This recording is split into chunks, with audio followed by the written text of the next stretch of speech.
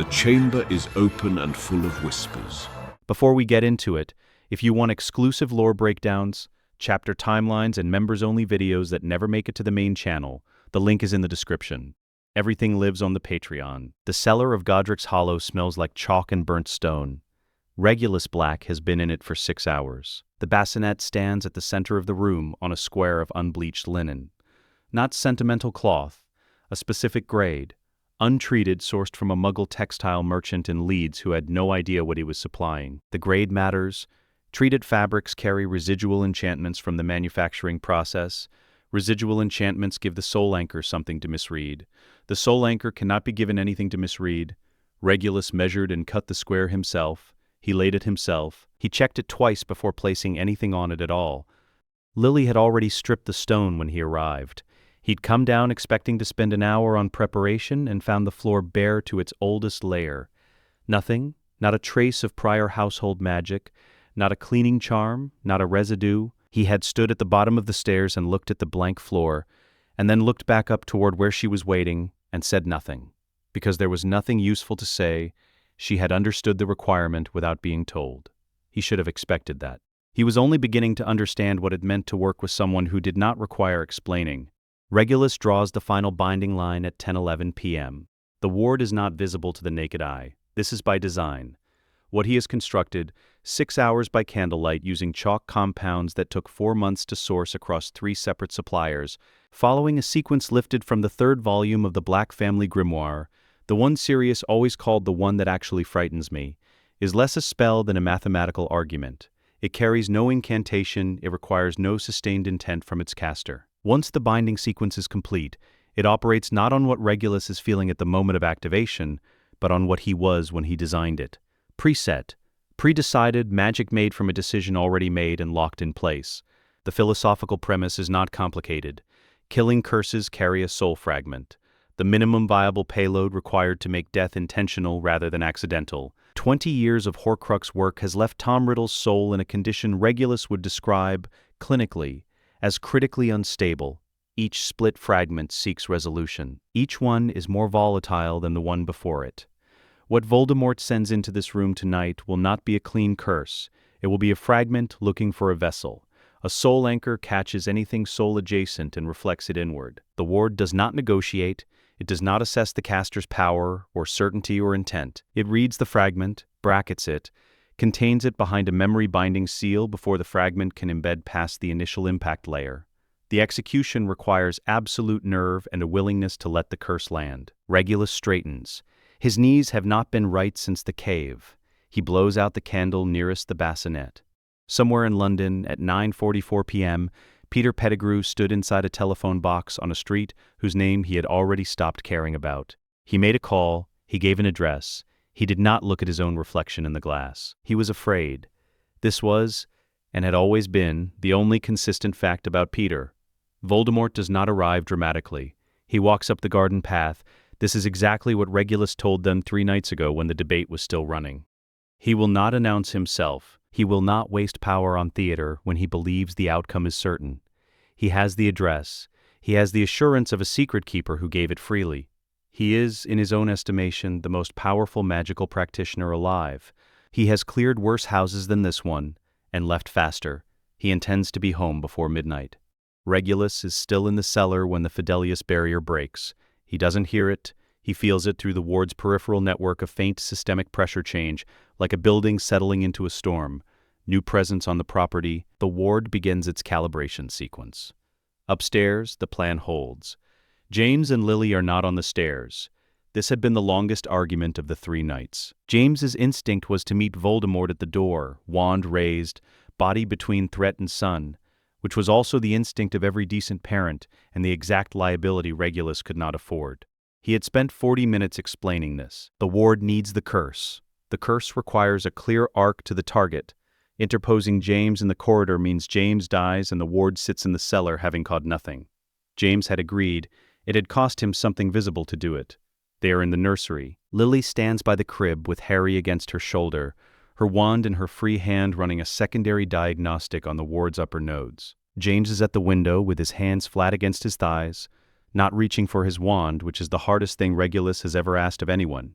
Outside, Sirius holds the apparition boundary, and his orders are to not move until the ward fires, which is the second hardest. The ward finishes calibration at 10:43 p.m., 17 minutes since the barrier broke, longer than Regulus had planned for. He adds this to his working file on Voldemort, more thorough with an apparently simple target than reported. Useful data. He will write it down when this is finished. A door opens above him. The ward fires 21 seconds later.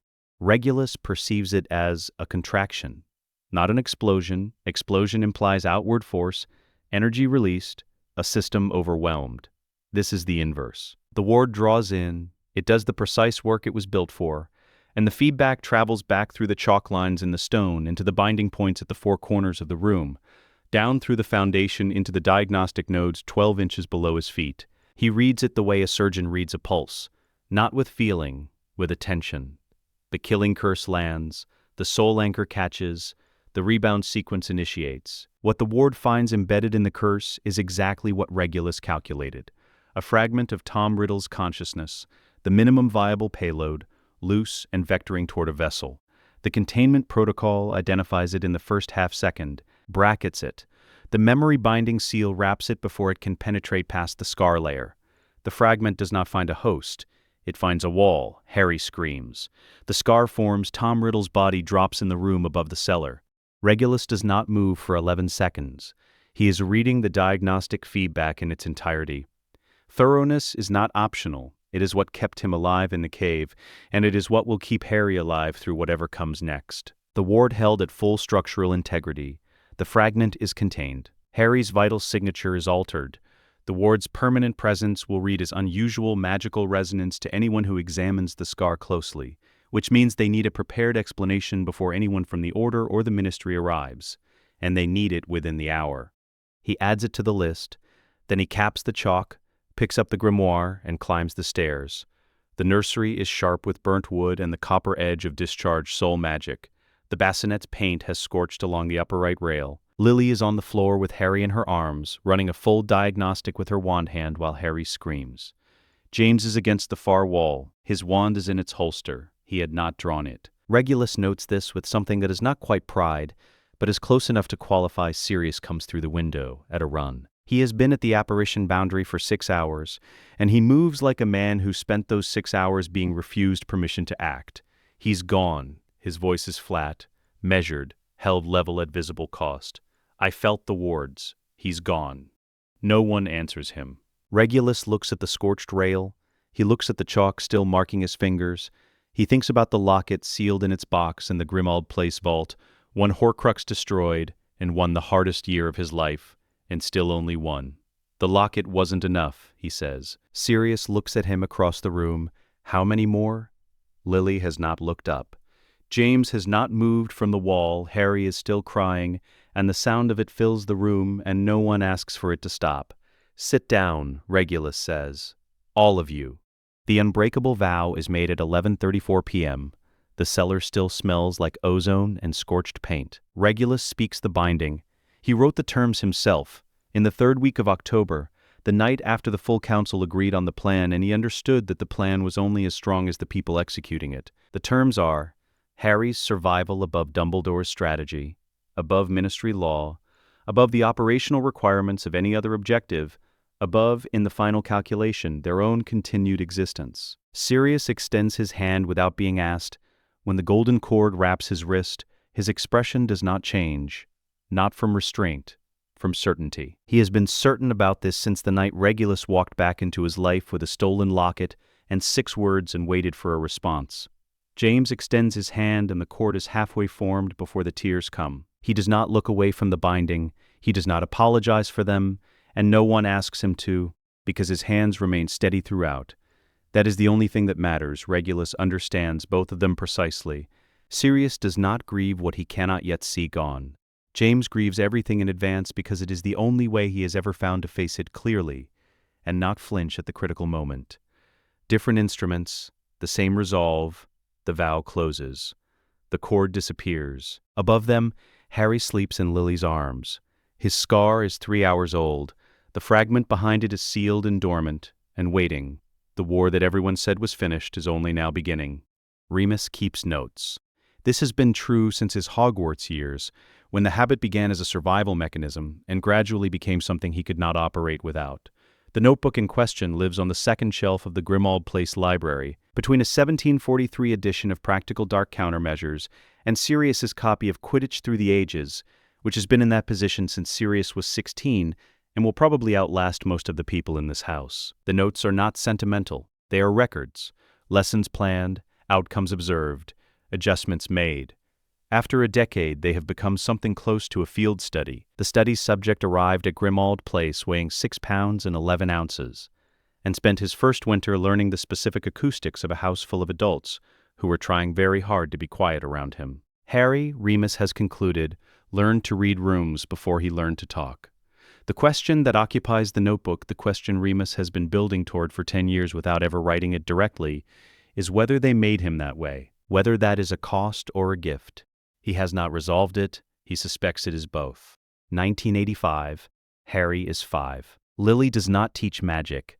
This is the first and most important thing Remus observed about her method in the sessions he watched from the library doorway in Harry's 5th year. She teaches the preconditions for magic, intent, precision, the specific gap between wanting a result and producing one, which is where most wizards live their entire careers without ever examining it clearly.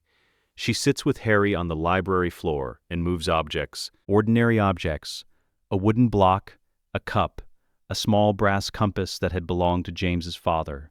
She moves them and names what she observes, not for Harry's benefit, for her own. She is building a developmental map of magical response time, cataloging the lag between desire and result. When Harry is 5, she stops moving the objects. She asks him to. He cannot, of course. Not reliably, not yet. What she is interested in is not the result, but the method. The way Harry's face changes when he concentrates, the direction his attention travels, whether he is reaching for the outcome or for the process that produces it. "What are you trying to do?" she asks him the third time he fails to levitate the compass. "Move it," Harry says. "No." She says, not unkindly, "What are you trying to do to your own intention?" He has no answer for this at age 5. He will have one by age 7. When Regulus hands him a wand for the first time and he casts Wingardium Leviosa on the 3rd attempt.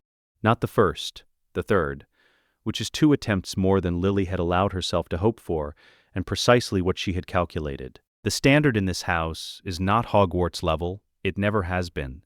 1987. Harry is 7. Regulus begins. The chess sessions start as chess sessions. By the 2nd month, Remus understands they are not chess sessions. He watches from the doorway once, in the 4th week when Harry has lost every game so far, and shows no sign of stopping. Regulus does not adjust the difficulty. He does not offer encouragement. He moves his pieces and explains, each time Harry loses, exactly where Harry's information was incomplete. Not where Harry's strategy was wrong, where his information was wrong. "You moved the knight because you thought I would protect the bishop," Regulus says. His voice carries the specific flatness of a man who considers imprecision a personal failing. "Why did you think that?" "Because you moved the rook to threaten it. And if the rook was not protecting the bishop, if the rook was a question I was asking you?"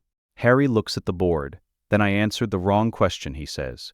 "You answered the question you were shown. Those are different things. Try again." He resets the board without ceremony.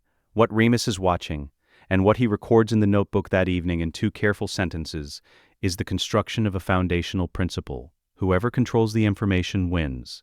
Not in the fight, before it. The fight is the last thing, the least interesting thing, the thing that only occurs when one party has already lost the real contest and doesn't know it yet. Harry beats Regulus for the first time 4 months later.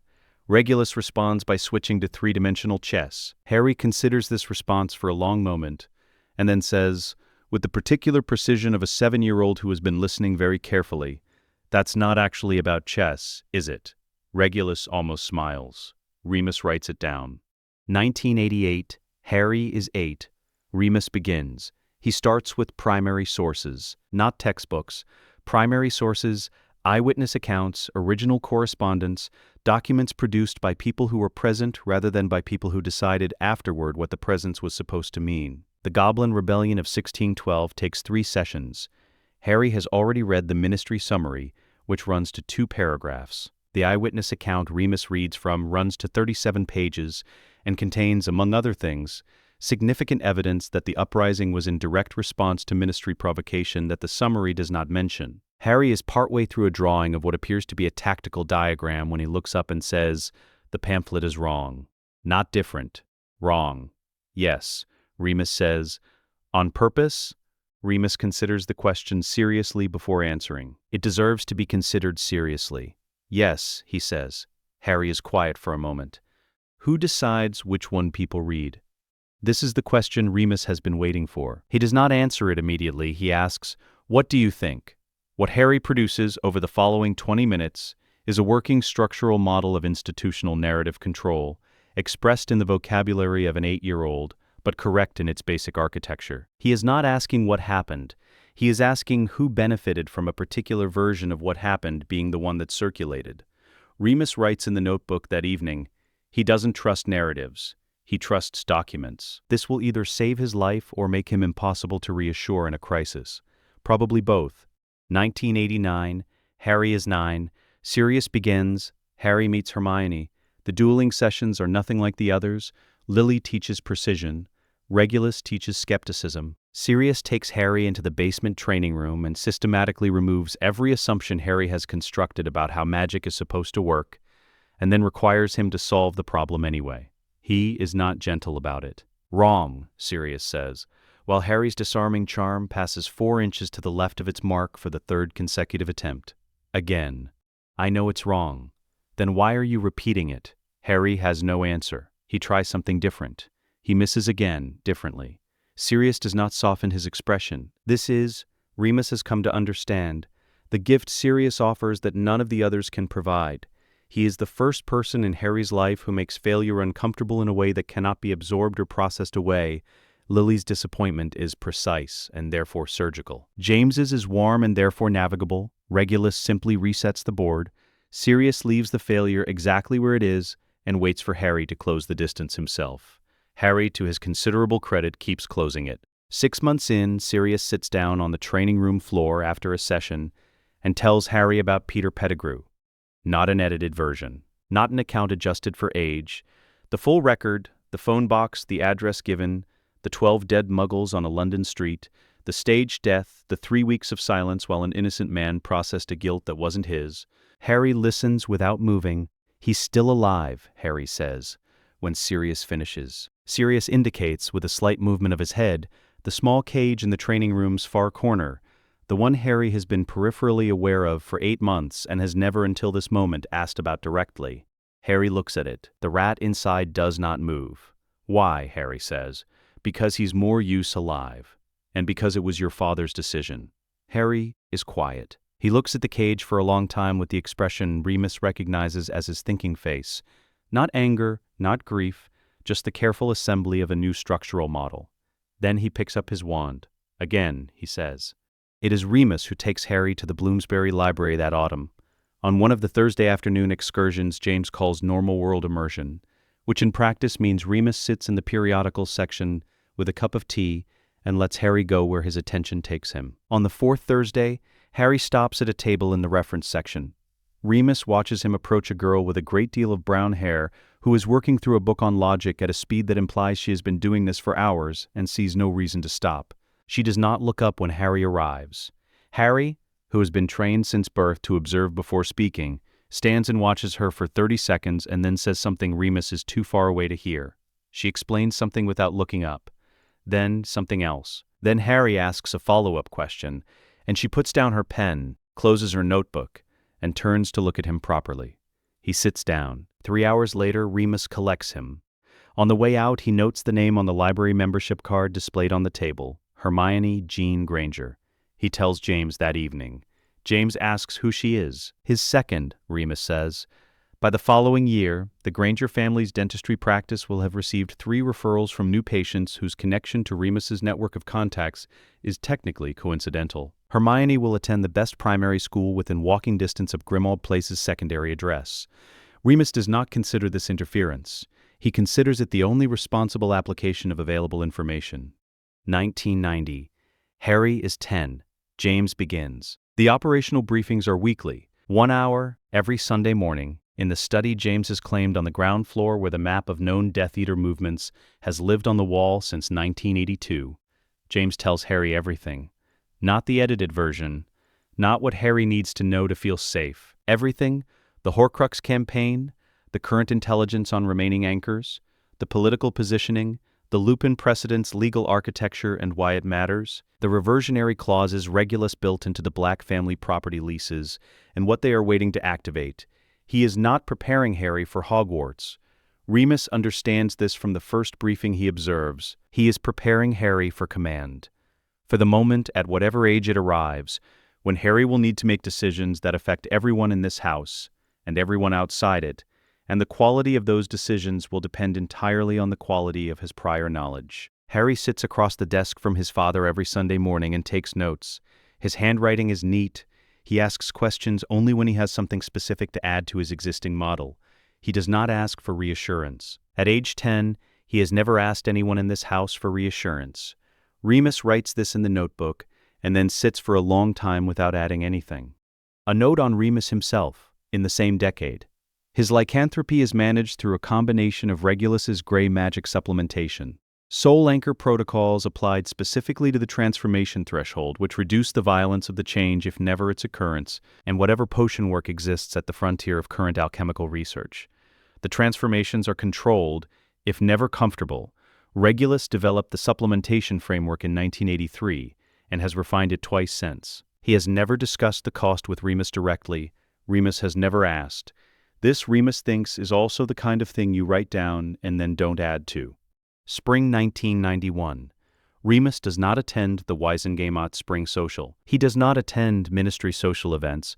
As a policy, the Lupin precedent is legally sound and socially untested, and there is no strategic value in providing Fudge's Circle with a werewolf to discuss over canapes. He hears about the Snape conversation the following morning from Sirius in the Grimmauld Place kitchen.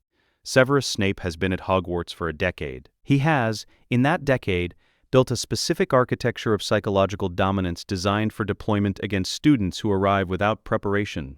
Students who are overwhelmed, deferential, uncertain of their standing. He has been building it in particular for Harry Potter. The famous scar, the famous name, the boy who has never been told what he is, who arrives confused and hungry for structure, and who can therefore be shaped. Sirius had spoken to him for 90 seconds. "What did you say?" Remus asks. That Harry's been Occlumency trained since age 8. Sirius pours his tea. That Harry knows the full history of the Lily Evans situation, including Snape's specific role, including the date he passed the prophecy to Voldemort. That Harry will not be performing helplessness for his benefit. Remus considers this. His response, he didn't have one. Sirius sets down the pot. That was the point. Remus thinks about Snape, the decade of investment, the psychological framework assembled in careful layers, waiting for a specific target to arrive at a specific disadvantages. The entire structure predicated on one variable, that Harry Potter would come to Hogwarts not knowing who he was. The variable does not exist. Remus opens the notebook. He writes the final entry dated before September 1st. The battlefield was cleared before the battle. This is what 10 years of preparation looks like. He closes the notebook, puts it back on the second shelf, leaves it between the countermeasures text and the Quidditch book. Then he goes to tell Harry it's time to pack. The Hogwarts Express departs at 11 exactly. Harry has been on the platform since 10:15. Not because he was nervous, because James had told him at age 8 that arriving early to any new operational environment is not caution, it is reconnaissance. You walk the ground before it fills with other people's intentions. He and Hermione find a compartment near the middle of the train, while the platform is still sparse. They take seats facing each other, pull out the files, and begin. The files are Remus's work. A decade of compiled intelligence on the Hogwarts staff, the student intake from prominent wizarding families, the political alignments of the parents, and 3 pages of structural notes on Dumbledore's headmasterly tenure that James had written himself and handed to Harry that morning without ceremony. For context, James had said, not for action, not yet. Hermione works through the Slytherin intake. She does this without pause, turning each page with the efficiency of someone who reads the way other people breathe. She reaches Draco Malfoy. She lingers here. Harry watches her expression do something precise and cold. His father lost the diary evidence hearing in June, Harry says. I know, I read it. She closes the Malfoy file. He'll arrive thinking the family's position is what it was. That's useful. She opens the next file. Yes, on the train, somewhere past Reading, she says what they have been circling all morning. The conversation that began the previous week in the Grimmauld Place library and hasn't finished. That Hogwarts, as a curriculum, has not been updated in significant ways since Dumbledore's appointment. That the defense position turns over annually.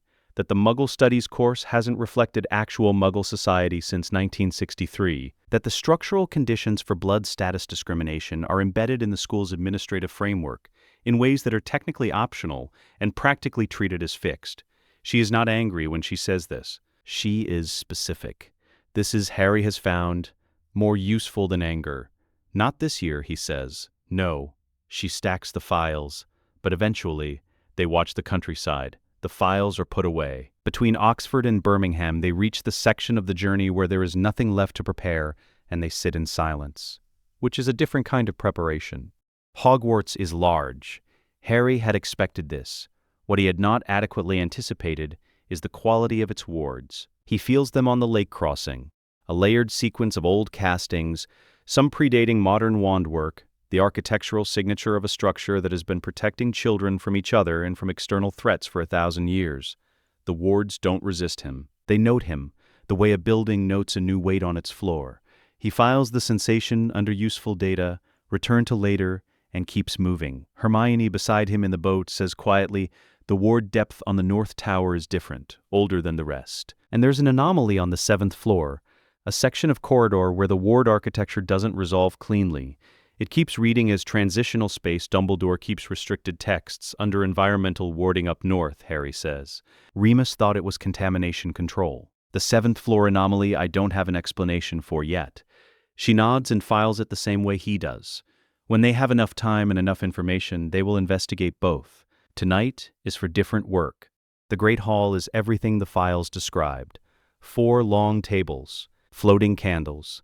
The ceiling charmed to mirror the sky outside, which Lily had explained was an arithmetic extension of a modified observational charm, dense enough to require quarterly maintenance and specific anchoring runes at the chamber's 4 load-bearing columns. Harry locates 2 of the columns and estimates the positions of the others before the procession of first years reaches the front. Then he looks at the staff table. He finds Quirrell in 12 seconds. The man is mid-table, wearing a purple turban, both hands around a goblet he hasn't lifted in the 4 minutes Harry has been watching. Harry runs the soul reading the way Regulus taught him. Not a scan, not a deliberate search, simply an openness to what is already present. Every person in the room carries a soul signature, a specific weight and texture individual as a voice heard through a wall. You don't see it, you register it the way you register temperature. Quirrell carries 2. Harry keeps this information on the inside of his expression, which is a skill that took 2 years to develop, and which Regulus had never once praised him for, because praising it would imply it was unusual rather than expected. He sits on the information through the entirety of the sorting, through the hat's song, through the alphabetical procession of names, through Hermione's sorting, which takes 4 seconds and produces Gryffindor without apparent complication, through his own. His own sorting takes longer. He asks the hat, privately, to place him where the strategy dictates, not where his instincts push, where the tactical position is strongest. The hat is quiet for a moment that stretches considerably beyond what the Gryffindor table seems to know what to do with. Your instincts and your strategy align, the hat says, in the specific interior tone of something that has been reading 11-year-olds for 1,000 years, and doesn't often encounter this configuration.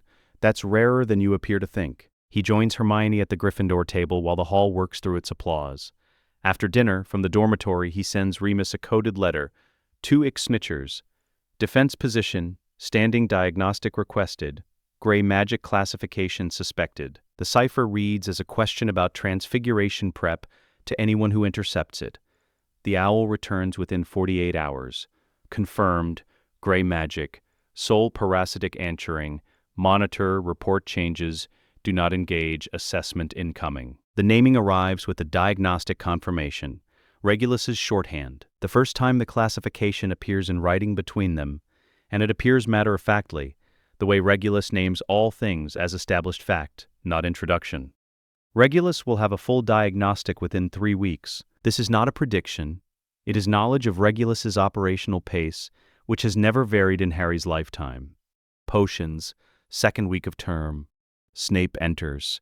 Harry has the man's file organized in memory. Every section Remus compiled, every note James added, the index card in Regulus's handwriting that read simply, skilled, compromised. Approach with precision, not sympathy. Snape's opening is exactly as Remus had predicted. Not a lesson, a sorting mechanism designed to identify which students flinch, which ones reach for approval, which ones can be managed across 7 years through the consistent application of public inadequacy. He asks his questions into the silence of 11-year-olds who have never been in a potions classroom and have not been told that the first class is not about potions. Neville Longbottom, 2 seats left, goes very still. Snape's gaze reaches Harry. Potter, the name carries the precise weight of a decade of anticipation. Our new celebrity. Harry meets his eyes. He presents Snape's surface legilimency with a calm, organized surface that yields nothing of consequence. 3 years of occlumency practice, Regulus's standard. Sir, Harry says, tell me. Snape moves with the deliberateness of a man accustomed to movement generating anxiety in his audience. What would I get if I added powdered root of asphodel to an infusion of wormwood? A sleeping potion of exceptional strength. Draught of living death. The specific potency depends on whether the asphodel is prepared by desiccation or direct reduction. Reduction intensifies the sedative compound but reduces the active window by approximately 30%. Harry pauses. Labadius Borage doesn't cover the reduction variant in the standard text. The comparative analysis is in most Patente potions, 3rd edition, chapter 11. The dungeon is very quiet. Snape deducts 5 points for impertinence. This is the mechanism Remus had described. If the student answers correctly and completely, locate a procedural violation. The objective is not accuracy, it is hierarchy. Harry notes the transaction and says nothing further for the remainder of class. That evening he files a formal academic appeal under Hogwarts Charter Law. Section 14, Clause 3, no house points shall be deducted for academic responses provided in answer to direct faculty questioning during instructional periods. Remus had shown him the clause in 1990. Harry had memorized it on the 3rd reading because that was the standard in his house. McGonagall resolves it before breakfast, in Harry's favor. The points are restored. Snape does not call on Harry in the following class. He does not do so for the remainder of the term. The framework assembled across a decade, calibrated specifically for a boy who arrives at Hogwarts as a known quantity without actually being known, requires a target who doesn't know the framework exists. Harry had known it existed before he boarded the train. Snape adapts. He is competent enough to adapt, but the opening is gone. He does not get a second one. The Quirrell operation runs from mid-November to the 2nd week of December. Between Transfiguration essays and the first Quidditch practice Harry attends as a spectator. Regulus arrives at Hogwarts in November's 3rd week using a Black family concealment technique that predates Dumbledore's detection ward architecture by 2 centuries. He runs a full diagnostic on Quirrell across 48 hours. The results arrive through the cipher. The soul fragment is parasitic rather than full possession. Voldemort attached to Quirrell in Albania. When Quirrell made the specific error of going looking for what remained of the Dark Lord, and finding something that was still capable of finding back. The fragment is coherent. It is looking for a re-entry mechanism. It believes the Philosopher's Stone is behind the 3rd floor door. What Regulus proposes is not a confrontation. Harry and Hermione build the conditions over 2 weeks, carefully, quietly, without the kind of visible investigation that generates witnesses. They move through the information environment the way Regulus had taught, with questions rather than answers, apparent misdirections that are actually invitations. One deliberately misfiled library request Hermione ensures ends up visible on the wrong reference shelf. They let Quirrell find the right corridor. They let him solve the right sequence of protections.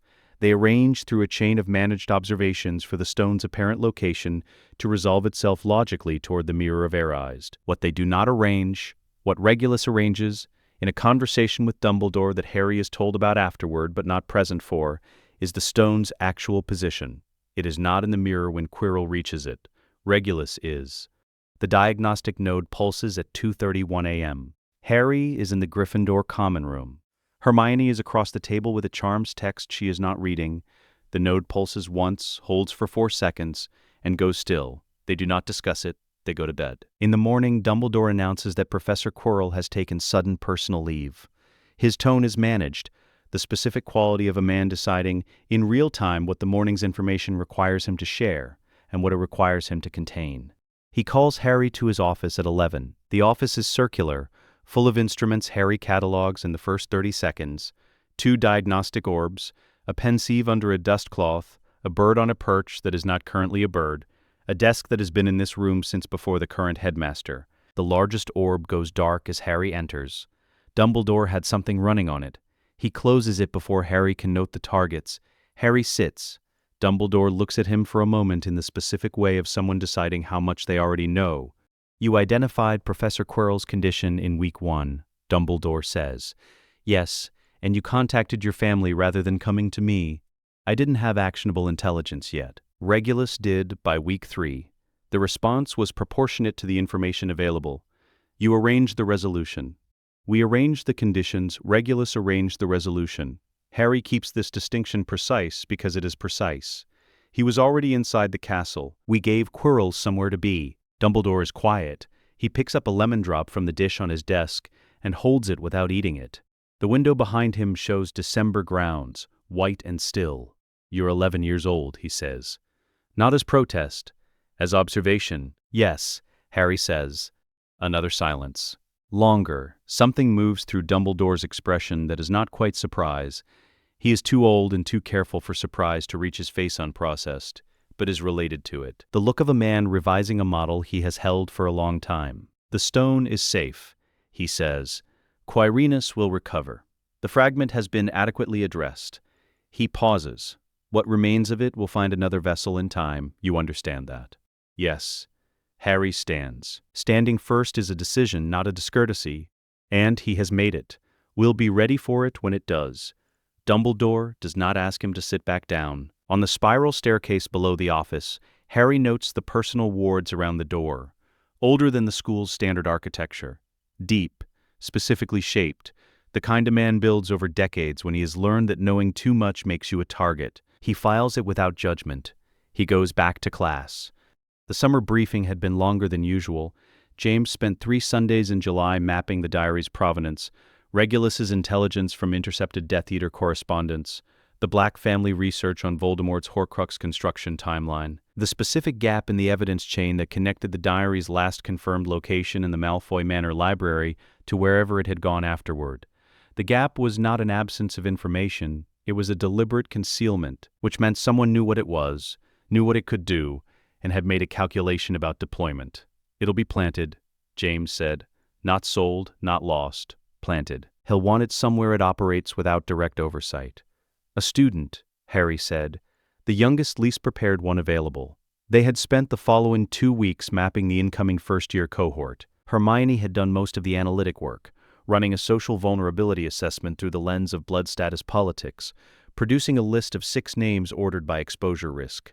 Ginny Weasley was at the top, not because she was weak, because she was the most visibly enthusiastic new entrant from a family with no defensive preparation, no contact with gray magic theory, and a father whose habit of collecting Muggle artifacts was treated by the institutional culture around him as an eccentricity rather than a marker of the family's complete informational isolation from the war that was still being quietly fought around them. Harry had filed it. He had gone back to Hogwarts, knowing what the year contained.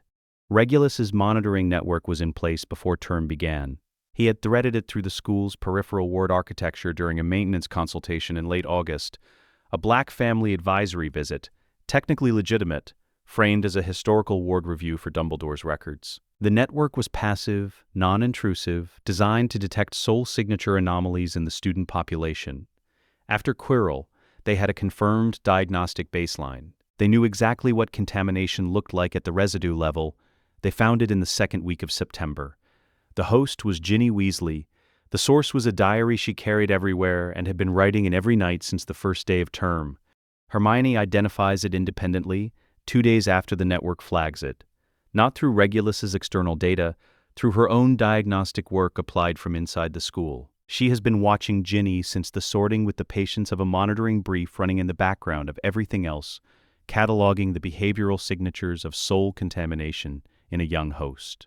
Unexplained fatigue, dissociation between action and conscious intention, gaps in recollection that Ginny fills with plausible but structurally inconsistent explanations. She brings Harry the documented record on a Tuesday evening in the common room. She's been writing in it every night, Hermione says. It writes back. She thinks it's a friend. How far along is the contamination? Early. No full possession events yet. The fragment is still building rapport. She sets the file down. We have time, but not much. Harry sends the cipher that night. Regulus responds within 24 hours. The diary's sole signature matches a confirmed Voldemort construction, pattern identical to the Quirrell diagnostic. He has also, in the same 24 hours, traced the entry chain. Ginny's supply purchases at Diagon Alley, the family's shopping trip, a specific encounter at Borgin and Burke's on the 31st of August. The Provenance letter ends with a name, Lucius Malfoy. Harry sends it to James.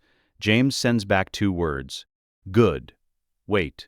They wait 3 days, long enough for Regulus to confirm through secondary channels that Ginny is not yet in immediate danger, long enough for the Provenance chain to be fully documented before anything in it is disturbed.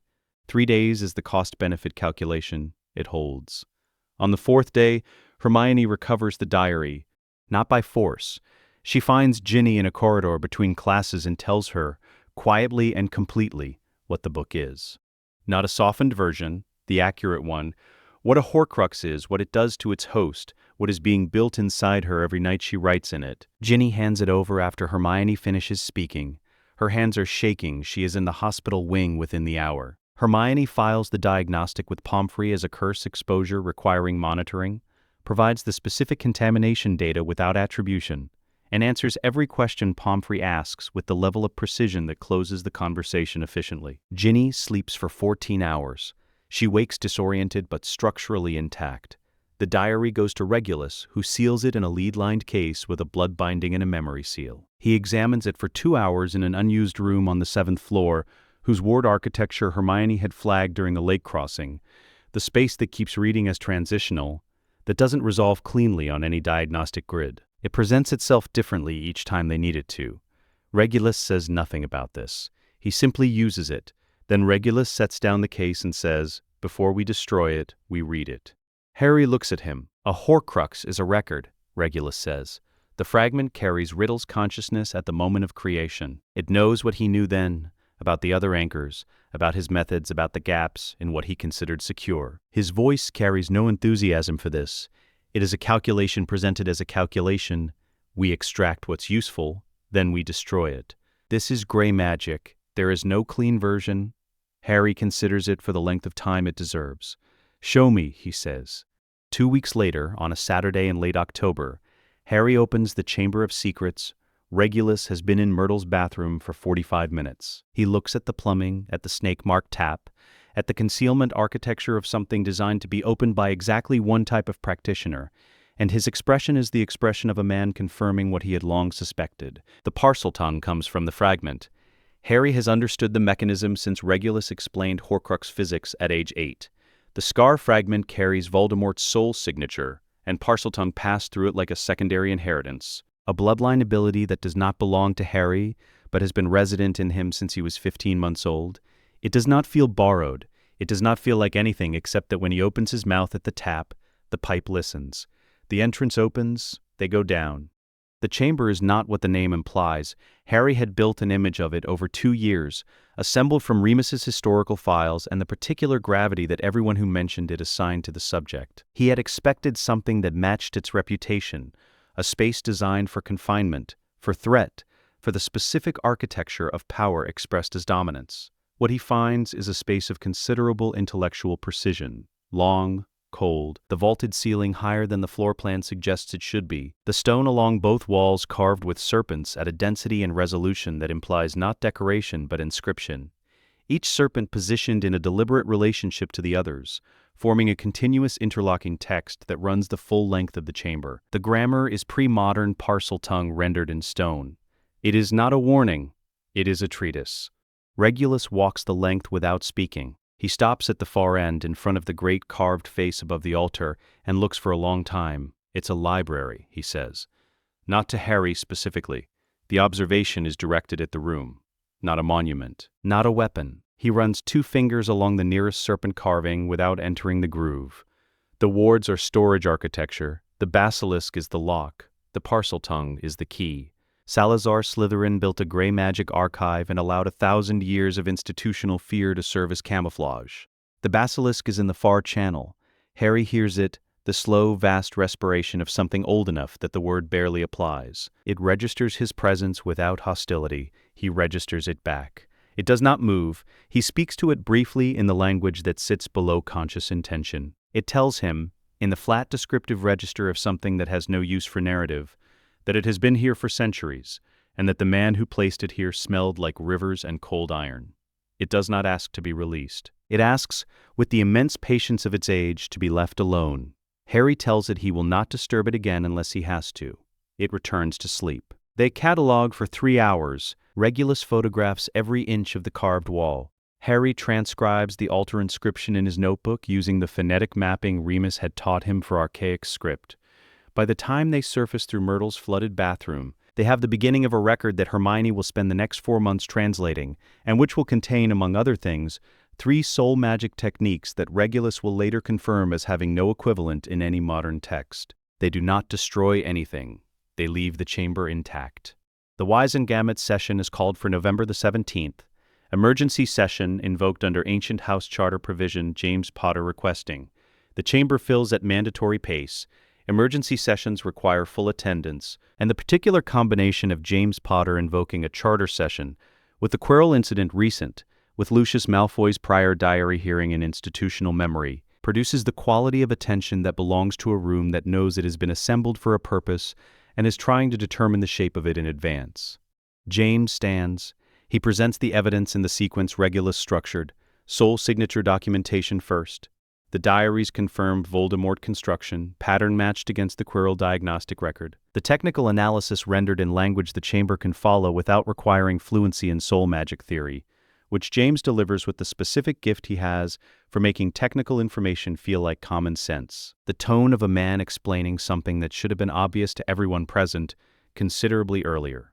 Then the provenance chain, document by document, Borgin and Burkes' transaction ledger, obtained through Black family solicitor's formal request, the Diagon Alley supply record cross-referenced against the Weasley family's August shopping trip, the specific afternoon of the 31st, and the specific hand that placed a specific object into a 10-year-old girl's school cauldron. Lucius Malfoy sits in his hereditary seat and arranges his expression with the practiced composure of someone who has navigated hostile sessions before. He did not know the diary's nature. Found it in old manor storage, no provenance, assumed harmless. Naturally, he would never, the child's well-being of paramount concern. His profound regret. Sirius stands. "This is Dobby," he says. The house elf beside him is wearing a clean pillowcase pressed and stitched with the Potter crest at the hem. He has been under House Potter's formal protection since the 22nd of August, arranged through 11 days of legal work by James's solicitor, and one conversation between Sirius and Lucius at a ministry function that Lucius had not understood was operational. Dobby is small. He stands very straight. His eyes are the eyes of someone who has recently discovered that the specific fear that organized his entire life is no longer mandatory. He testifies for 14 minutes. He does not waver. He does not embellish. He describes the diary with precision, its location in the manor study, the evening it was removed, the instructions given regarding its placement, the words used in those instructions, which he repeats verbatim. House elves remember speech made in their presence with total fidelity because they are never expected to repeat it. This has been true for centuries. It becomes, in this chamber, on this afternoon, the most inconvenient fact in Lucius Malfoy's life. The chamber is very quiet when Dobby finishes. Lucius Malfoy makes no further statements. The vote strips his Wizengamot seat pending criminal investigation. 31-6. The 6 names are noted by James's solicitor and filed. Sirius and Dobby leave through the main doors. In the corridor outside, Dobby had reached up and taken Sirius's hand. Sirius had looked down, said nothing, and kept walking. It was not a performance. It was not arranged. It was simply what happened. Lucius Malfoy watches it from the chamber floor as the doors close. He will think about it for a long time. This is, of course, the point. The maze is a problem Harry has already solved.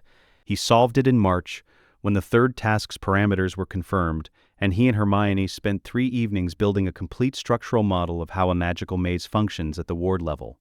The directional enchantments, the creature placements, the dead-end logic. He solved it again in April, running contingency trees for each plausible obstacle type.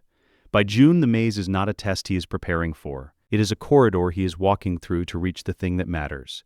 Cedric Diggory stays close on his left through the first quarter of the maze, which they had agreed on in their last training session. They communicate in the hand signals Sirius had taught Harry at age 10, the same ones the Marauders had used during order operations, adapted for two people moving through structured magical space.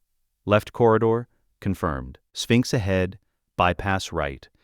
When a blast-ended Scroot comes through the eastern passage, Harry casts a reductor at the ground ahead of it, and Cedric seals the gap it retreats through. They reach the cup with 11 minutes remaining.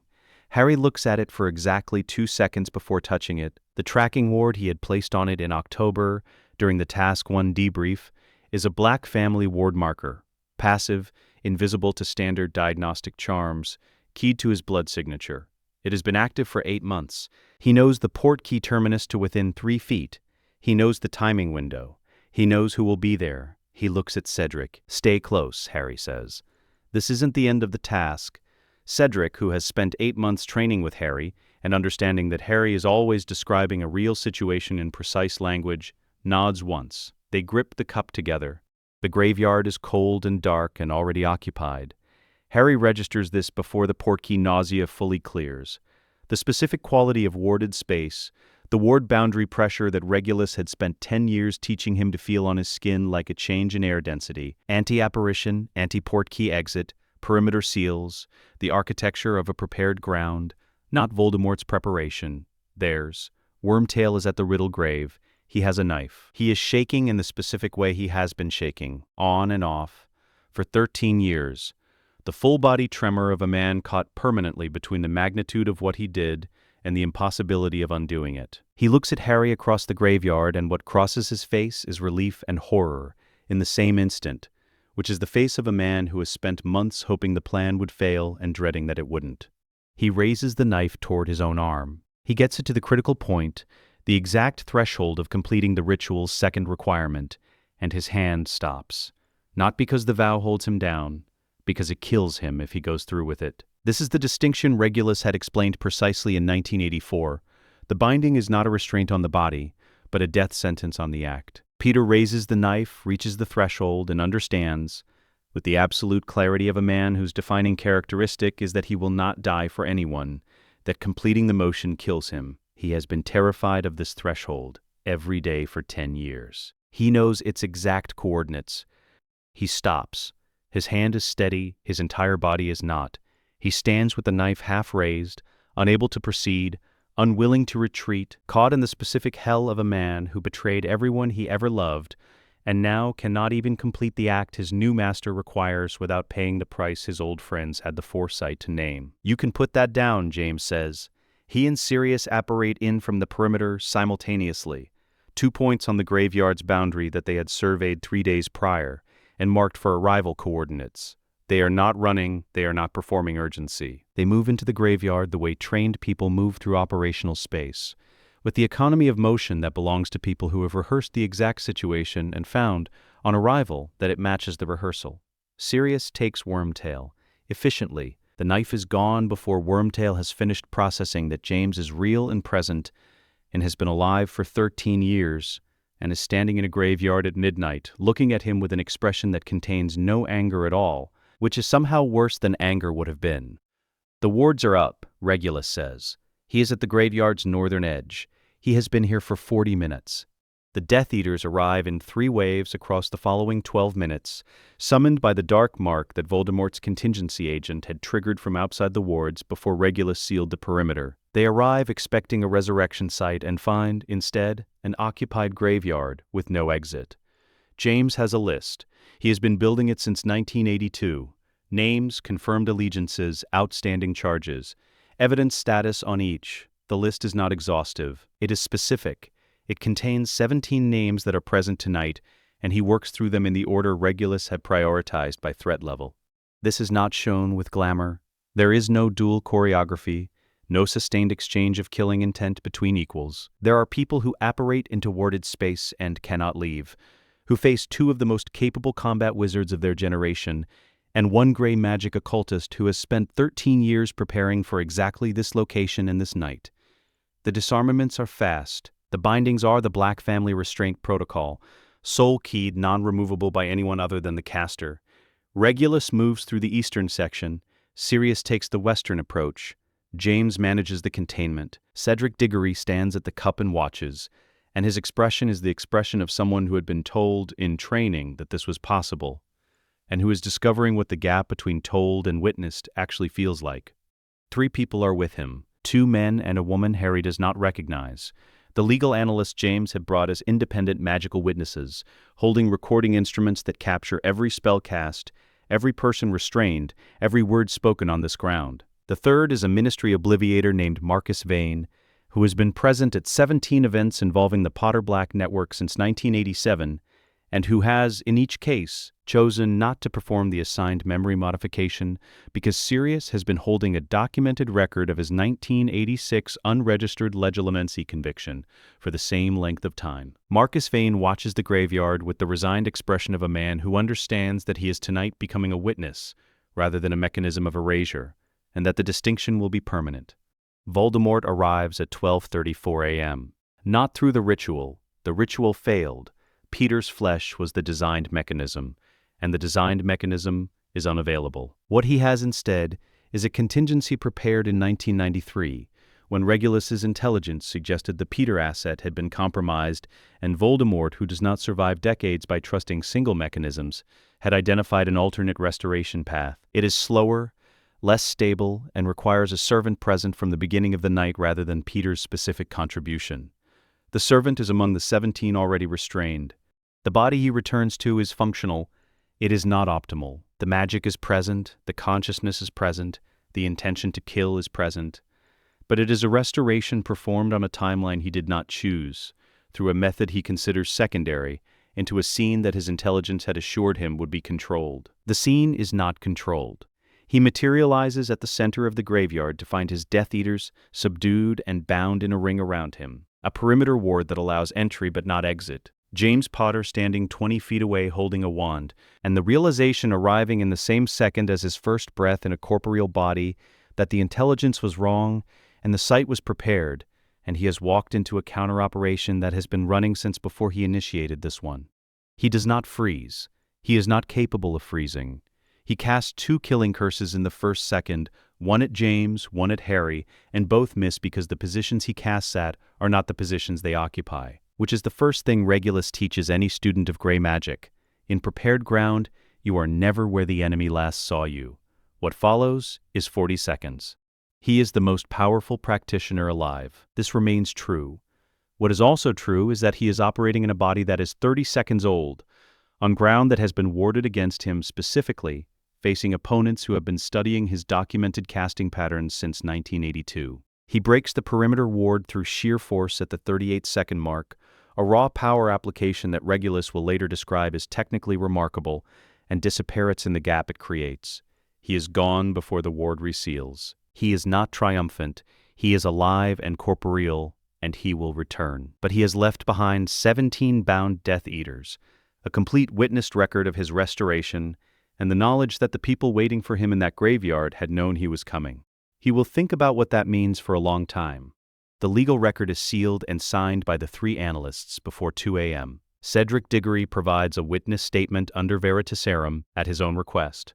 He makes this offer himself, and the precision of it, Harry will think later, says something significant about what kind of person Cedric Diggory is. Marcus Vane provides a ministry witness declaration, his hands steady throughout the signing, his expression the expression of someone who has made a decision that cannot be unmade and has decided to stop regretting it. James has the complete record packaged and in transit to 3 separate locations before the graveyard is cleared. 1 copy goes to Gringotts, filed under the Potter Black Legal Archive. 1 copy goes to Harry. Cornelius Fudge refuses to acknowledge the record on the morning of June the 25th. He does this in a statement delivered through the ministry's press office, citing procedural irregularities in how the evidence was gathered, and questioning the jurisdiction of the analysts employed. The statement is 18 sentences long and contains 11 passive constructions. Harry reads it over breakfast in the hospital wing, where Madame Pomfrey has placed him for observation following the Portkey transit and the 40 seconds in the graveyard and the particular quality of tired that accumulates from a night that has gone exactly to plan. He reads the statement once. He hands it to Hermione, she reads it in 2 minutes and looks up. The International Confederation, she says? Yes. She opens her notebook. The letter takes 90 minutes to draft. Harry Potter, Black. Lord in training of the House of Potter and the House of Black, formally submitting a complete witnessed magical record of Voldemort's confirmed bodily restoration to the International Confederation of Wizards with a request for formal acknowledgement under the Confederation's 1689 treaty obligations regarding confirmed Dark Lord activity. The letter cites the British Ministry's documented refusal to engage with the submitted evidence and requests that the Confederation note this refusal in its own proceedings. It is not an accusation, it is a filing. It is the application of a specific legal mechanism to a specific factual situation.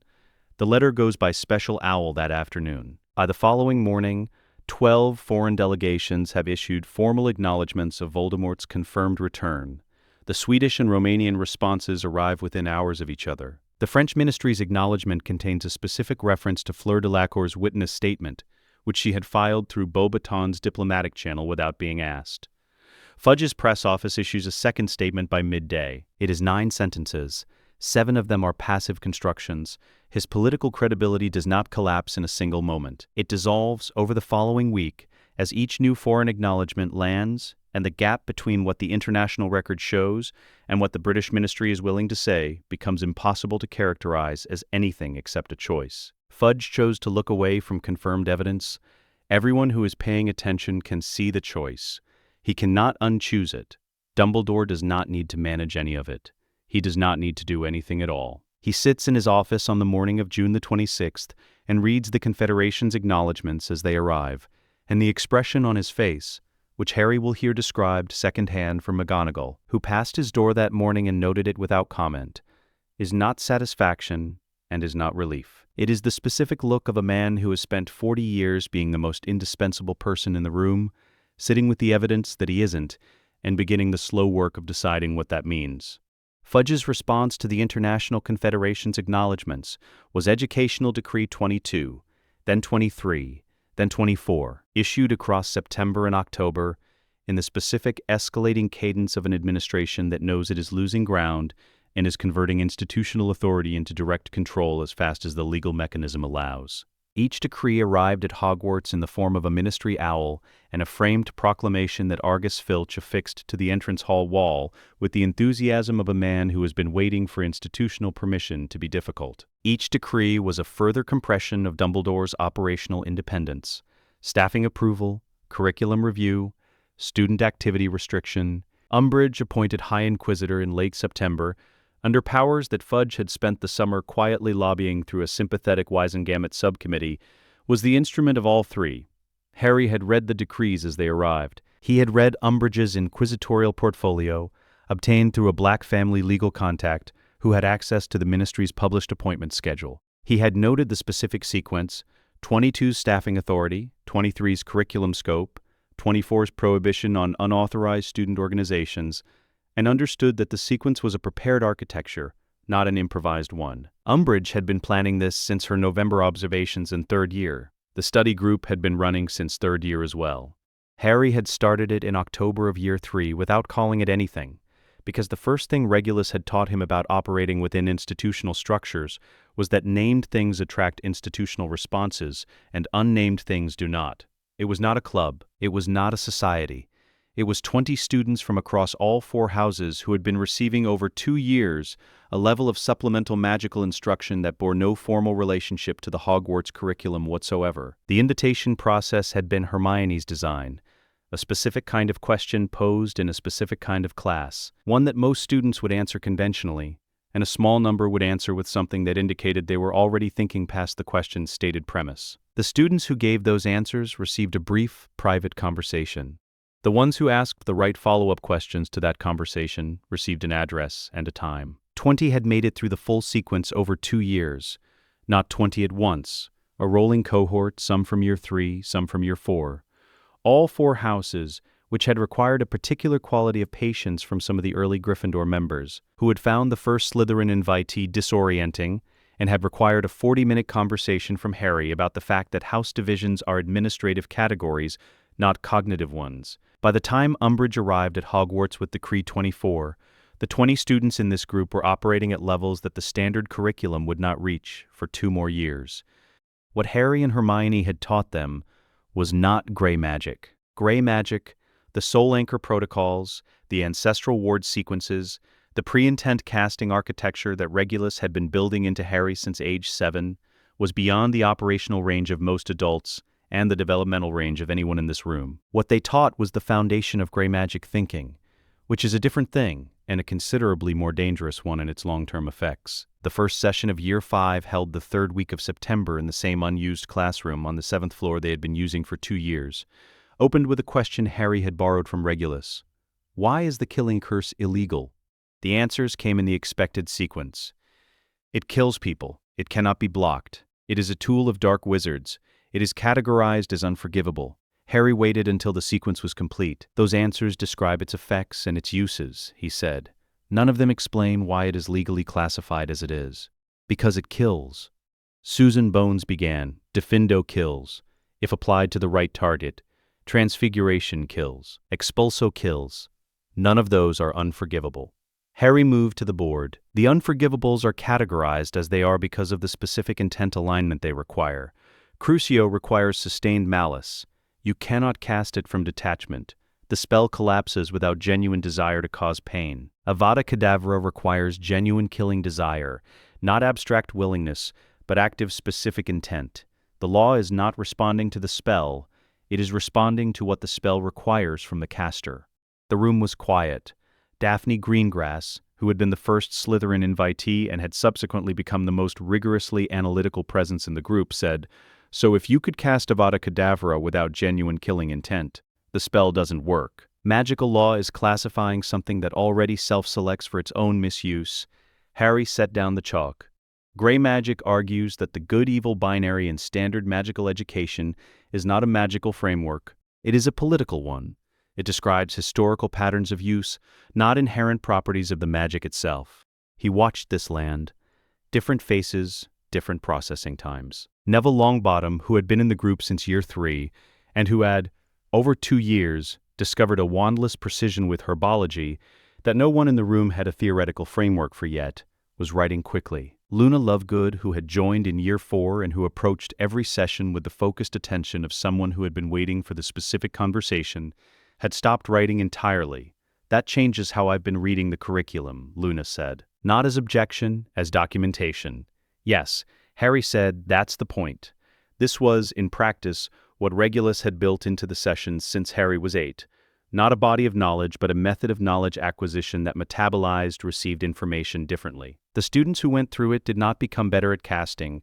They became better at asking what casting was for, which produced better casting as a secondary effect. Hermione had written 11 pages of theoretical notes on this distinction in year 4 and presented them to Remus, who had read them and said without looking up from the last page that she had correctly identified the core mechanism of advanced magical development and might consider expanding it into a text. She was working on it. Umbridge discovered the group on October the 15th.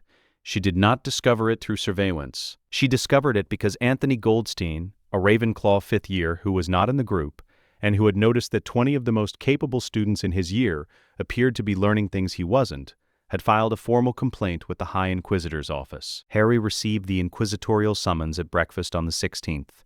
He attended Umbridge's office at the specified time, sat in the chair she indicated, and waited while she built her opening through the specific administrative scaffolding she favored, the forms, the clipboard, the framing of what was about to happen as a regrettable procedural necessity. Educational Decree 24, Umbridge explained, prohibited any student organization, society, team, group, or club without explicit inquisitorial approval. The gathering of students Harry had been facilitating fell within this prohibition. He was required to provide a complete list of attendees and confirm the group's dissolution. Harry produced the charter document. Umbridge looked at it. It was 3 pages, drafted by Remus in 1990 and updated twice since, registered with the Wisengamot's Ancient House Records Division, under the Noble House tutorial arrangement provision of the Household Ward Exemption Framework. The operative clause was 3 sentences. A lord or lore master of a noble house holds the right to extend tutorial instruction to any person of their choosing, under house authority, without ministry approval or restriction. Such instruction constitutes a noble house function and falls outside the scope of ministry educational jurisdiction. Educational Decree 24 does not and cannot apply to noble house tutorial functions, as the tutorial arrangement predates the decree's legal authority by 3 years of registered filing. It was not a counterargument. It was a document that had been waiting in a registered archive for 5 years for exactly this conversation. Umbridge's expression did exactly what Harry had predicted it would do when she read it. "I will be taking this to the Wizengamot," she said. "I expected that." James convened the Educational Review Board on November the 2nd. The provision was obscure, buried in Hogwarts' founding charter in language that predated the ministry by 4 centuries, which was why it had never been used, which was why Regulus had identified it in 1989 when he was reviewing the charter's original Latin text, and had noted it to James with a single annotation: "Keep this. It will matter." The provision stated that heads of ancient and noble houses retained the right to demand a formal review of educational standards at any chartered magical school in Britain, convened by the Wizengamot's Educational Subcommittee and attended by all current heads. The review would assess whether the school was meeting its foundational obligation to provide complete and current magical education to the students in its care. The specific framing of the complaint James filed was not about Umbridge's decrees. It was about the curriculum they had produced. In the year since Umbridge's appointment, 3 core courses had been modified to remove practical casting in favor of theoretical assessment. Defense Against the Dark Arts, now taught by a Umbridge-appointed ministry lecturer who had never cast a defensive spell in a contested context, had no practical component at all. The review board assembled, Dumbledore attended. His support was quiet. He did not lead, he did not argue, he provided requested documentation of the original curriculum standards, and noted when asked directly by the board's chair that the modifications made under Decree 22 had reduced practical instruction in defense by 63% from the previous year's delivery. He said nothing further. He sat and watched the board work through the evidence James had assembled and the specific legal argument Regulus had structured, and his expression was the expression of a man who has been outmaneuvered in a chess game he didn't know he was playing and has chosen, at this particular board position, to allow it. Umbridge was not present at the review. She had filed objections through 3 separate procedural channels in the preceding week, each of which had been addressed in advance by James's solicitor, with the specific rejoinder that the review's authority derived from the founding charter, and not from any ministry decree, and that no decree issued after the founding charter's ratification could constitute grounds for procedural objection to a founding charter provision. The review concluded in 6 hours. The finding was unanimous. The curriculum as currently delivered fell below the foundational obligations of the Hogwarts Charter. Umbridge was required to vacate the position of High Inquisitor under the board's remediation order, which superseded her ministerial appointment because the board's authority was older than the ministry. She was escorted from the castle the following morning by Clara Finch, head of magical law enforcement, Sirius's appointee who had since her appointment demonstrated a consistent and documented commitment to applying the law with precision, rather than political preference. Finch escorted Umbridge to the main gates, handed her the board's remediation order, and wished her a courteous good morning. The decrees did not fall immediately. Several required individual Wizengamot challenges that ran through the spring, each handled by James's solicitor with the unhurried efficiency of a legal team working through a list. Dumbledore walked the corridor outside the Inquisitor's office that afternoon after Umbridge was gone, and the proclamations were being removed from the walls. He stopped in front of the empty mounting points and stood there for a moment. McGonagall passed him on her way to class. "Albus," she said. He turned. His expression was difficult to read. Not unhappy, not relieved. Something more considered than either. His father's son, he said. But his mother's precision. McGonagall looked at him and then at the empty wall. "Isn't that rather the point?" she said. She continued on to class. "Regulus presents the consolidation brief in September of year 6. He is 35 years old. He looks 20 years older than that, which is the accumulated physical cost of maintaining soul anchor wards for 15 years, of the ring's curse managed but not eliminated, of 2 close-range Horcrux destructions that each extracted something from him that the body does not regenerate. His hands are steady, his voice is exactly what it has always been, spare, precise, every word load-bearing. What has changed is the quantity of him that the steadiness requires. He presents the Horcrux status without preamble. 4 remain.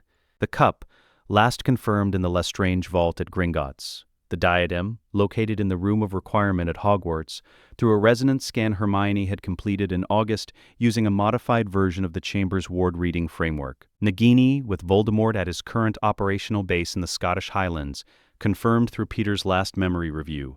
And the scar fragment, sealed dormant, the ward architecture intact after 15 years, but present. The scar is last. Regulus says, the ritual for that requires controlled conditions we haven't assembled yet. The other 3 we can move on. How long? James asks. Regulus looks at the table. This is the pause Harry has learned to read over 16 years. Not hesitation, not uncertainty, but the specific interval of someone calculating a number they have already calculated and are deciding how to present. 1 major operation, Regulus says. After that, the accumulated cost will take me out of the field permanently. I have that much left. He looks up, so we use it for everything. James looks at Sirius. Sirius looks at Remus. Something passes between the 4 of them that belongs to a history Harry was not present for. A history of decisions made badly and decisions made well, and the specific weight that accumulates between people who have been in operational proximity for 20 years. One night, James says, the planning takes 3 weeks. James runs it at the dining room table with the same maps and contingency trees that have covered that surface since Harry was 6. But the scale is different now. Not a single site, not a single target, but a coordinated multi-vector operation with 2 primary objectives and a secondary sweep running simultaneously. He uses the same methodology he uses for everything. Complete information, complete preparation, minimum viable engagement, maximum documentary evidence for the legal record that will follow. The cup and the diadem are the Hogwarts objectives, Harry and Hermione. The diadem is in the school, which means access is controlled and the operation is lower risk. The cup requires a Gringotts extraction coordinated through Black family goblin contacts, not a break-in, a formal reversion claim on the Lestrange vault's contents based on the criminal conviction proceedings still running from the graveyard operation. The Death Eater inner circle is the Manor objective, James and Sirius. Malfoy Manor has been the confirmed assembly point since Year 3 intelligence. The Death Eater network has contracted around Voldemort's current operational posture. Smaller, tighter, operating out of fewer locations, the inner circle meets at the Manor on the 2nd Friday of each month. The date is fixed.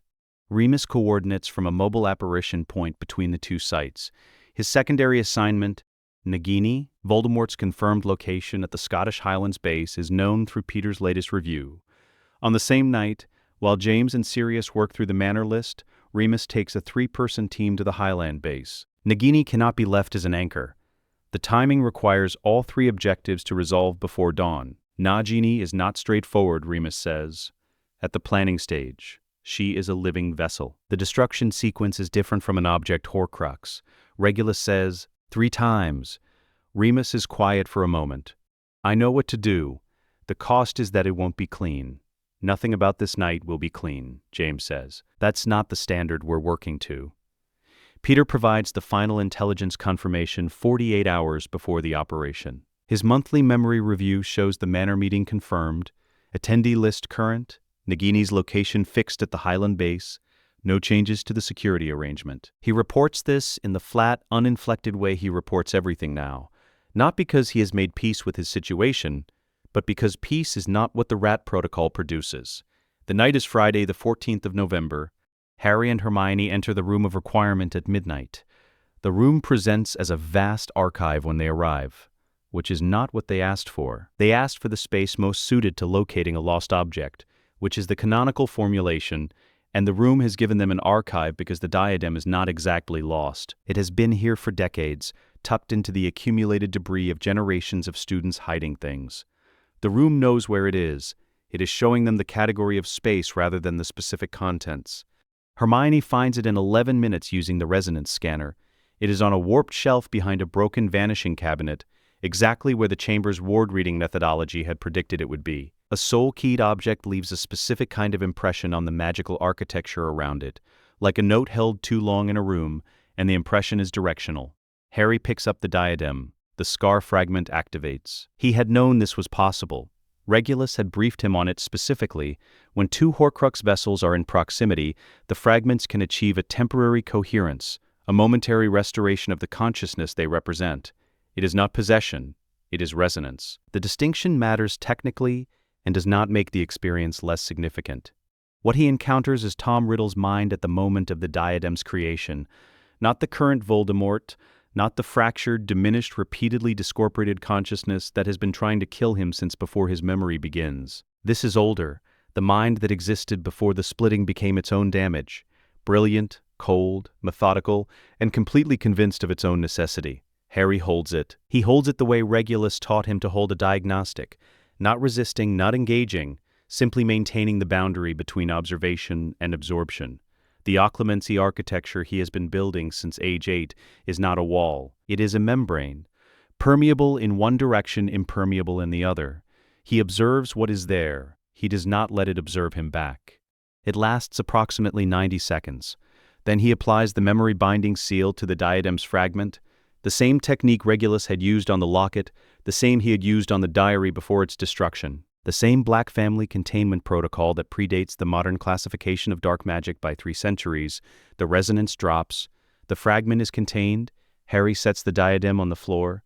Hermione is watching him from the other side of the shelf. She has the resonance scanner in one hand and her wand in the other, and she has not moved since the 90 seconds began. "It's done," he says. His voice is level. "We can proceed with the extraction." She does not move immediately. "Harry, it's sealed. The fragment is contained. I'm fine." She looks at him for a long moment, with the specific quality of attention she applies when she is deciding whether the information she has just received is complete or whether it is the reduced version of a larger dataset. She proceeds with the extraction. Together they apply the Horcrux destruction sequence, basilisk venom from the chamber stored supply, carefully preserved since year 2, applied to the diadem's surface in the specific pattern Regulus had documented. The fragment dissolves in 40 seconds. The diadem becomes a tarnished piece of metal. They leave the room of requirement at 1:17 a.m. In the corridor, walking back toward Gryffindor Tower, Hermione says, "How many times have you done that? Held a resonance without telling anyone?" Harry is quiet for 3 seconds. 4, he says. Hermione says nothing for a long time. Not because she is angry, because she is recalibrating. Because she has spent 7 years believing she had a complete model of what Harry was managing and has just received a single data point that suggests the model has been missing a category. She is, Harry understands, building the category now. She will ask him about the other 3 instances when she has a framework for the questions. She does not ask tonight. The manor operation runs from midnight to 2:09 a.m. What follows is a professional operation, and it will be described as such. James and Sirius entered the manor through the east boundary at 12:02, after Regulus's pre-laid wards disabled the outer perimeter detection sequence. Sirius neutralized the corridor surveillance. James worked from the list. They moved through the confirmed assembly point, the manor's formal dining room. 16 Death Eaters present, the meeting in its 3rd hour, with the cold efficiency of people who have been preparing for exactly this location and this configuration since 1982. They did not announce themselves. They did not offer terms. They applied maximum containment in minimum time, working the room in the sequence Regulus had prioritized by threat level. Bellatrix Lestrange fought longest. She was, Harry would be told later by Sirius in a voice that contained no triumph and no satisfaction, only the flat factual register of someone describing something they had been waiting a long time to describe. Extraordinary. Decades of committed dark magic practice, in a body that has never carried a soul anchor cost, a dueling instinct that is genuinely creative rather than merely practiced, a specific kind of dangerous that does not require a plan because it reads the situation faster than most people plan. She broke 3 of James's containment bindings before they held. She nearly reached the exterior wall twice. She was still losing. The specific nature of the loss was not power differential. Sirius was not more powerful than Bellatrix. He was more prepared. He had spent the previous year running through every documented confrontation she had survived, every casting pattern she had demonstrated at the Longbottom House in 1981, every tactical tendency Regulus had observed during her Death Eater service, and filed in the operational archive. He knew her the way Regulus had taught Harry to know everything that might be an adversary, completely in advance, with the time spent before the engagement that most people spend during it. When she was down, he stood over her and said, "This took longer than it should have." She looked up at him from the binding. Her expression was many things, none of them fear. "You've been practicing," she said. "I've been waiting," Sirius said. She was brought in alive. This was the decision James had made in the planning, for specific reasons that Sirius had agreed with, even though agreeing had required effort. A dead Bellatrix Lestrange is a martyr. A tried Bellatrix Lestrange is evidence. At 2:31 a.m., Remus's cipher signal arrived. Nagini. Confirmed. Done.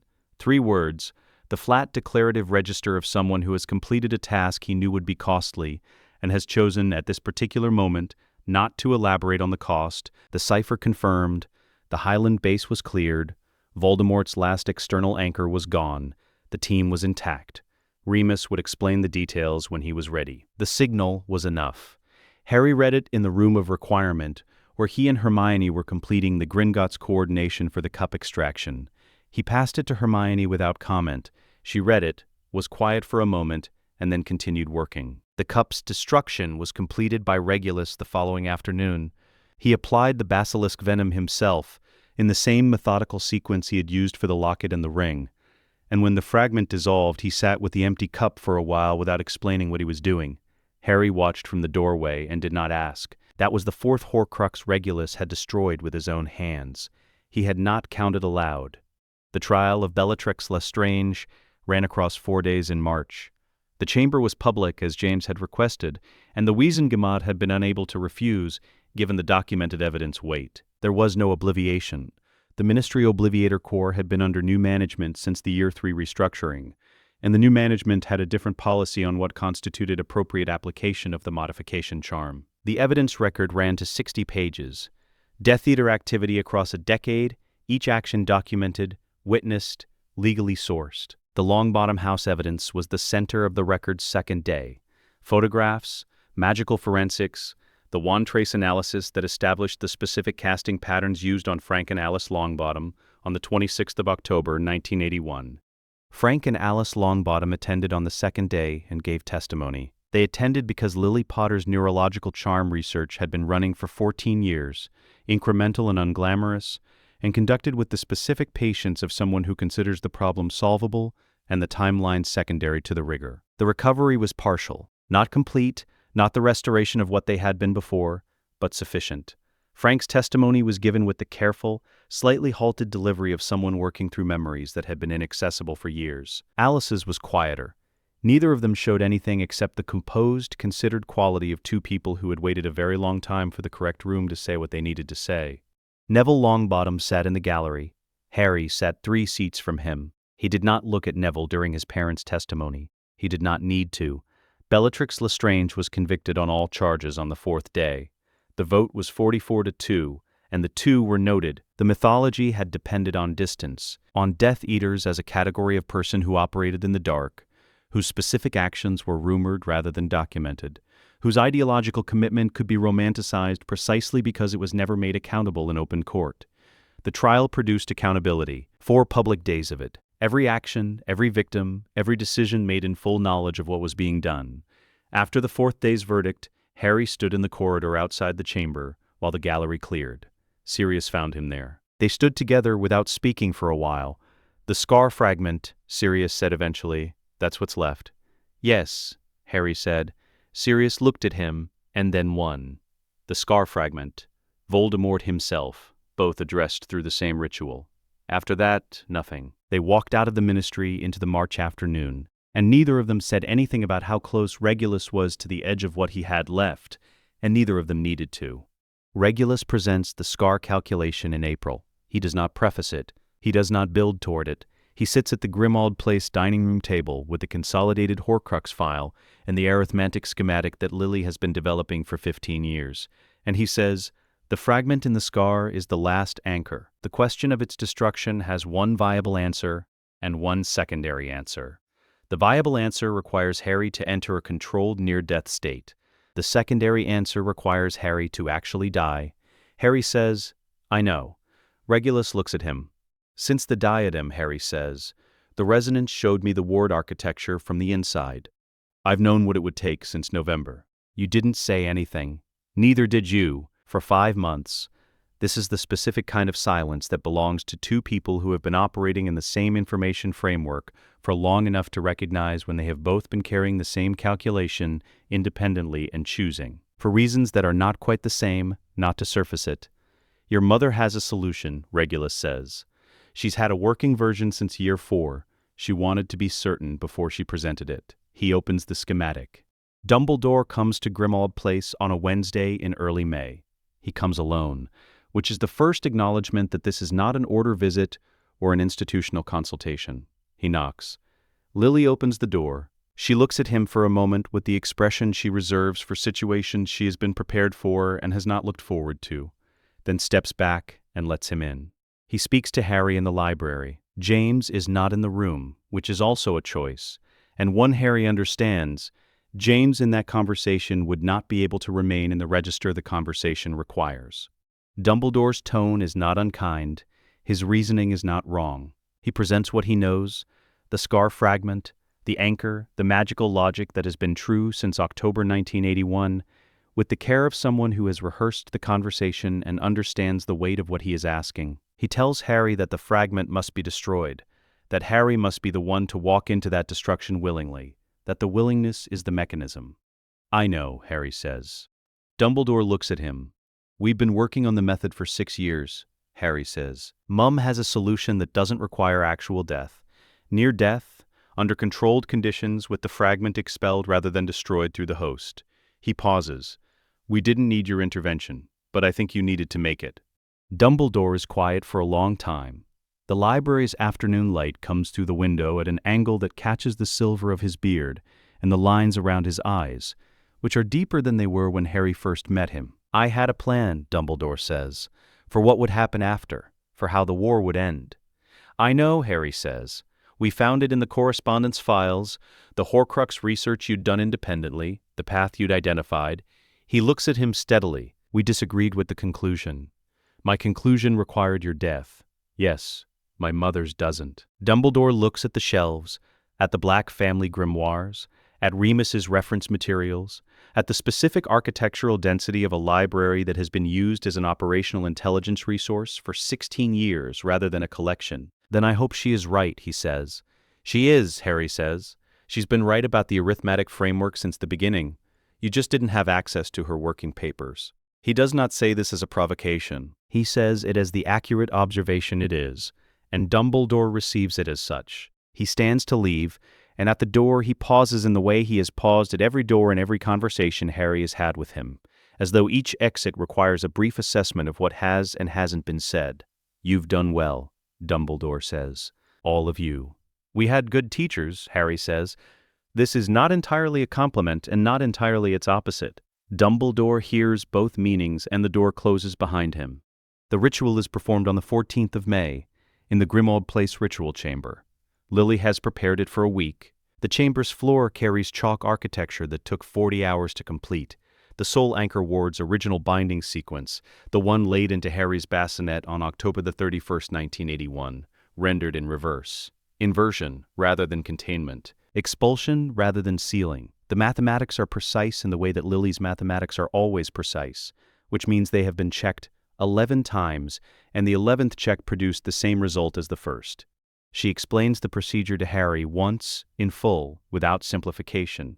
He asks 3 questions. Her answers are complete. He nods. James holds his hand throughout.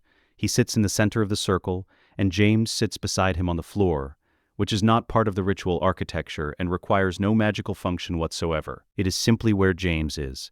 His hand is around Harry's, and he does not speak, and he does not let go.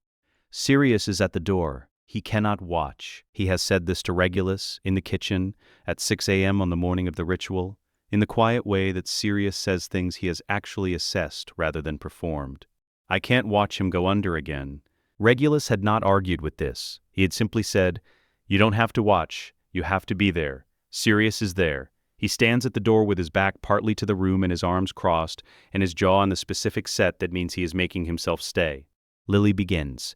The first 3 minutes are the preparation phase, the ward architecture awakening in sequence, the chalk lines brightening in the specific response pattern she had predicted and had verified in miniature across 4 years of controlled tests. The light is not dramatic, it is clinical. It is the specific illumination of old magic responding to its own design being inverted. The near-death state is not comfortable. Harry has been briefed on this and finds the briefing accurate and insufficient simultaneously. The sensation of the vital systems reducing, the ward architecture pulling them down to the minimum viable threshold, the specific quality of cold that is different from the Dementor cold, belonging to a category that has no prior reference point. He holds James's hand. James does not flinch. The fragment begins to move at the 6-minute mark. Harry feels it as a pressure behind the scar. Not pain, something more structural. The sensation of an object that has been embedded in the same position for 17 years beginning to shift. It does not want to leave. This is not metaphor. Soul fragments have enough coherence to resist extraction. Regulus had documented this across 4 prior destructions, each one requiring sustained pressure against the fragment's anchoring instinct. What breaks the fragment's anchor is the ward architecture itself, the soul anchor that has held it dormant for 17 years, running on the original arithmetic design, inverts its polarity at the precise mathematical threshold Lily has calculated, and the fragment has no purchase. It is expelled. It manifests above the chalk circle in the specific form that Harry had encountered in Voldemort's consciousness during the diadem resonance, small, dark, and making a sound that is not quite a voice, not an echo of Tom Riddle, the residue of what was cut from him long before Tom Riddle became the name people were afraid to say. Regulus steps forward. What he does takes 40 seconds. It is the soul dissolution sequence from the Black Family Grimoire's 7th volume. The technique he has used, in modified forms across 4 prior destructions, each time extracting something from himself that does not regenerate. This is the last time. He has known since September that this is the last time, which is why he chose it for this. Because if there is one thing in the list of things Regulus Black has done that the cost is unambiguously worth, it is this one. The fragment dissolves. Harry's vital signs return under Lily's monitoring. His heart restores rhythm within 4 seconds. He opens his eyes. James is still holding his hand. The scar on his forehead is still there. It will always be there. But the cold is gone. The resonance is gone. The presence that he has been aware of at the edge of his perception since the diadem. That he has been aware of, he now understands. At the edge of his perception since before his memory begins, is gone. He is only himself. He looks at Regulus, who is standing at the edge of the chalk circle with his hands at his sides and his expression in the specific register that means he is managing the cost and will continue managing it and does not require acknowledgement. "Thank you," Harry says. He sits down on the bench against the wall. "Give me a minute." Every anchor is now gone.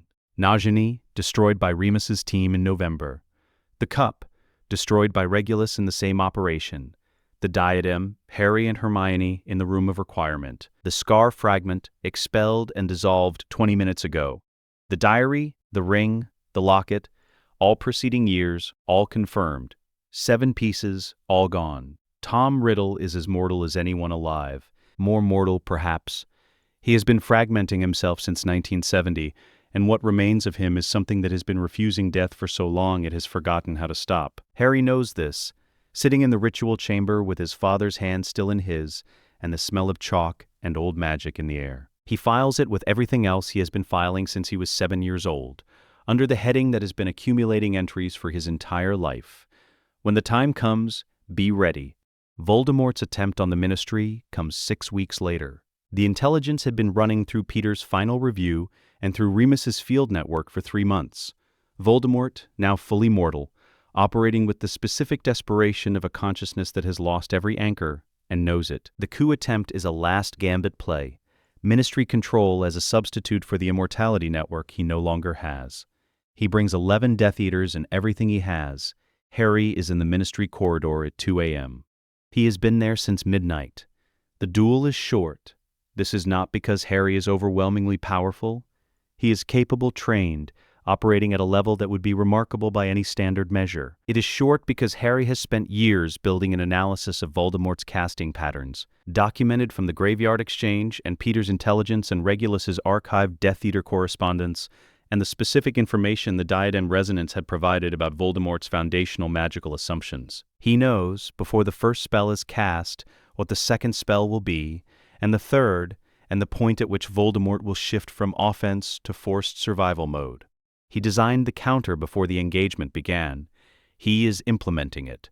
Voldemort casts with the full force of what remains. He is extraordinary and diminished at once.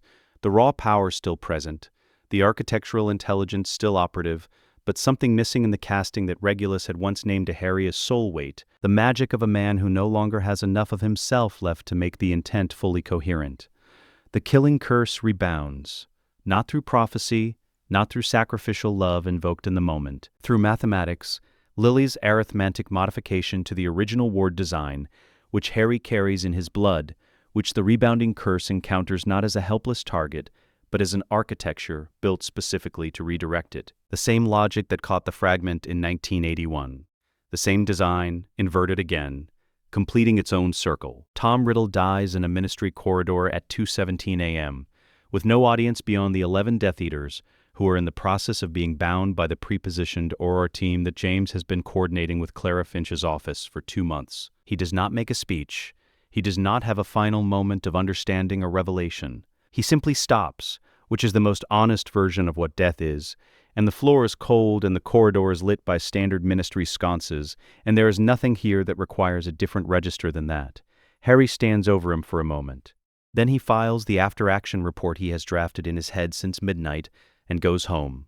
The High Council of Magical Britain is inaugurated in September. It is imperfect. Every governance structure built by human beings is imperfect, and this one carries the specific imperfections of something assembled under time pressure from the wreckage of a structure that did not serve the people it was meant to serve. The noble house representatives bring their hereditary authority and their historical blind spots simultaneously. The elected scholars bring their expertise and their inexperience with institutional politics. The Muggle-born representative provision, Hermione's amendment, passed in the second governance session after a 40-minute argument with 3 separate noble house members that she won on procedural grounds, before winning it on substance, is the most contentious and most necessary thing in the founding charter. Hermione takes the first seat on the policy committee. She also enrolls in arithmetic research at the Wizarding Academy of Scotland, because she has 15 years of arithmetic theory accumulated in 7 notebooks, and a working schematic for a soul magic framework that Regulus says, reading the latest draft in his Grimmauld Place bedroom, is the most rigorous theoretical construction he has encountered that he himself did not write. She and Harry work in the same building. They do not need the same room. Dumbledore attends the inauguration. He stands in the gallery and watches the council's first formal session, and his expression is the expression of a man looking at a structure he did not built in the space where a different structure was supposed to stand. Afterward, in the corridor outside, he finds Harry. "I had a different plan," he says. "I know," Harry says. "We found it in your papers, we disagreed." Dumbledore is quiet. "I see that," he says. He says nothing further. He looks at the council chamber doors, closed now behind the day's last session, and then he looks at Harry, at the scar, at the rings on both hands, at the specific quality of settled that belongs to someone who has been where they are going for long enough that the destination and the person have become the same thing. Then he steps back. Not away, back.